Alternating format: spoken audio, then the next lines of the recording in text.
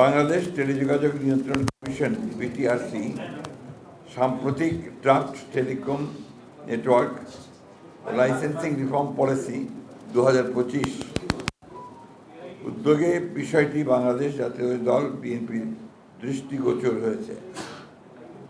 এই উদ্যোগ প্রশংসনীয় হলেও আমরা এই মুহূর্তে এই ধরনের একটা জাতীয় গুরুত্বপূর্ণ ক্ষেত্রে তড়িঘড়ি করে সিদ্ধান্ত গ্রহণ করার বিষয়ে আমাদের উদ্বেগ প্রকাশ করছি। এই নীতির উদ্দেশ্য হল লাইসেন্সিং পদ্ধতি সহজ করা, প্রযুক্তিগত অগ্রগতি উৎসাহিত করা, গ্রামীণ জনগণের ডিজিটাল অন্তর্ভুক্তি বাড়ানো, যা অবশ্যই ইতিবাচক একটি বিষয়। তবে খসড়া নীতিমালাটি বিশ্লেষণ করে দেখা যায় যে এটি গুরুতর সমস্যা রয়েছে, যা টেলিকম খাতে সমতাভিত্তিক ও টেকসই উন্নয়নে বাধা দিতে পারে। বিএনপি গঠনমূলক মনোভাব নিয়ে এই খসড়ার সম্ভাব্য দুর্বলতা, অস্পষ্টতা এবং বড় মোবাইল অপারেটরদের পক্ষে অধিক সুবিধা পাওয়ার কিছু ধারা তুলে ধরেছে, যা ছোট ও মাঝারি ব্যবসা প্রতিষ্ঠান এবং স্থানীয় উদ্যোক্তাদের ক্ষতিগ্রস্ত করতে পারে।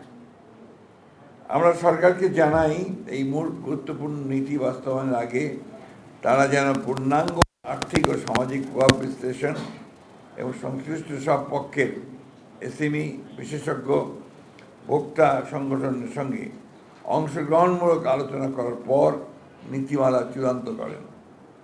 বিশেষ করে সামনে জাতীয় নির্বাচনকে সামনে রেখে বিবেচনায় রেখে এই ধরনের একটি জাতীয় গুরুত্বপূর্ণ নীতিমালা এ সময়ে একতরফাভাবে প্রণয়ন করা সমীচীন হবে না বলে বিএনপি বিশ্বাস করে। সম্ভাব্য সমস্যা ও চ্যালেঞ্জ: বাজারে একচেটিয়া আধিপত্যের ঝুঁকি, একাধিক সেবা খাতে মালিকানা রাখার নিষেধাজ্ঞা তুলে নিলে বড় মোবাইল অপারেটররা একাধিক খাতে একচেটিয়া নিয়ন্ত্রণ প্রতিষ্ঠা করতে পারবে। এতে প্রতিযোগিতা কমে যাবে, ছোট প্রতিষ্ঠানগুলো পিছিয়ে পড়বে। এসএমইদের আর্থিক সংকটে পড়ার আশঙ্কা দেখা দেবে। ডিরেগুলেশনের নিয়ন্ত্রণ শিথিল পরে এসএমই, বিশেষ করে স্থানীয় আইএসপি বা ছোট টেলিকম অপারেটরদের সম্পদ ও দায়বদ্ধতা নিয়ে স্পষ্ট দিক নির্দেশনা না থাকায় তারা বড় ধরনের আর্থিক সংকটে পড়তে পারে। বান্ডেল থাকলে প্রতি সেনমানিতে টাকা বাঁচবে। বিকাশ সেনমানি বান্ডেল কিনে জিতুন প্রতি লেনদেনে।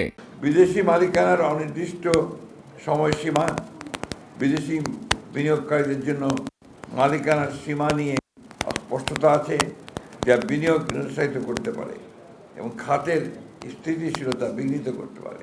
2, অস্পষ্ট ও অনির্ধারিত বিষয়। ফার্স্ট ওনারশিপের ফাঁকফোকর, উলম্ব ও সমান্তরাল মালিকানার বিষয়ে পরিষ্কার ব্যাখ্যার অভাবে বড় কোম্পানিগুলো আরও বাজার দখল করে নিতে পারে। এন্টারপ্রাইজ সার্ভিসের সীমা অস্পষ্ট। মোবাইল অপারেটরদের ফাইবার ভিত্তিক ব্যবসা, সংযোগ সেবা কোথাও সীমাবদ্ধ তাই স্পষ্ট নয়, ফলে বিবাদ ও অসাম্য তৈরি হতে পারে। নতুন প্রযুক্তির বিষয়ে স্পষ্টতা নেই। স্যাটেলাইট ব্রডব্যান্ড বা নতুন ডিজিটাল সেবা নিয়ে নীতিতে কোনো স্পষ্ট দিক নির্দেশনা নেই, যা বিনিয়োগকারীদের বিভ্রান্ত করতে পারে। 3, বড় মোবাইল অপারেটরদের প্রতি পক্ষপাত। একক লাইসেন্সের বাধা এসএমইর জন্য আইএসপি লাইসেন্স একীভূত করার ফলে বড় প্রতিষ্ঠানগুলো সুবিধা পাবে। এএসপি লাইসেন্সে স্পেকট্রামের উপর নির্ভরতা বড় কোম্পানিগুলো এগিয়ে রাখবে। ফিক্সড টেলিকম লাইসেন্স করা থাকলেও সারা দেশে সেবা দিতে হবে ও উচ্চমান বজায় রাখতে হবে, যে এসএমইদের জন্য চ্যালেঞ্জ হয়ে দাঁড়াবে। বড় কোম্পানির অবকাঠামো আধিপত্য। বড় মোবাইল কোম্পানিকে এন্টারপ্রাইজ ব্রডব্যান্ড বাজারে প্রবেশ করতে দিলে ছোট কোম্পানিগুলো প্রতিযোগিতায় পিছিয়ে পড়বে এবং একচেটিয়া পরিবেশ তৈরি হবে। দেশের সার্বিক অর্থনীতির উপরও বিরূপ প্রভাব ফেলবে। নীতিমালায় বিদ্যমান অপারেটরদের সুবিধা। কিছু নীতিমালায় স্পষ্টভাবে বড় কোম্পানির সুবিধা বজায় রাখা হয়েছে, যা প্রতিযোগিতায় নয় বরং আধিপত্য বাড়াবে। তাছাড়া খসড়া নীতিমালায় লাইসেন্স ফি, শর্তাবলী, কার্যকারিতা ইত্যাদি বিষয়ে বিস্তারিত কিছুই প্রকাশ করা হয়নি। যা স্বচ্ছতার অভাব নির্দেশ করে। আমরা সরকারকে আহ্বান জানাই, এসএমই প্রযুক্তি বিশেষজ্ঞ, গ্রাহক সংগঠন সহ সব পক্ষকে নিয়ে খোলামেলা আলোচনা করার পর যেন এই ধরনের একটি গুরুত্বপূর্ণ নীতিমালা চূড়ান্ত করার সিদ্ধান্ত নিতে হয়। সেই সাথে এই প্রস্তাবিত নীতিমালার একটি পূর্ণাঙ্গ আর্থিক ও সামাজিক পরিণাম বিশ্লেষণ করা হোক।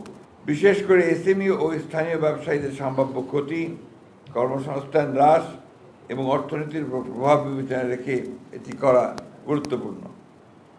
এই ধরনের জাতীয় পর্যায়ের টেলিকম নীতি প্রণয়ন অবশ্যই সতর্কতা, স্বচ্ছতা ও অংশগ্রহণ নিশ্চিত করে নিতে হবে।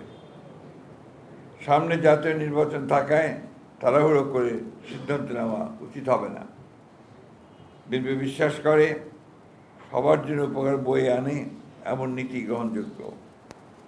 ডিজিটাল সংযুক্তির মাধ্যমে সমতাভিত্তিক উন্নয়ন ও ডিজিটাল নিরাপত্তা ও সার্বভৌমত্ব রক্ষার অঙ্গীকারী আমরা কাজ করে যাব।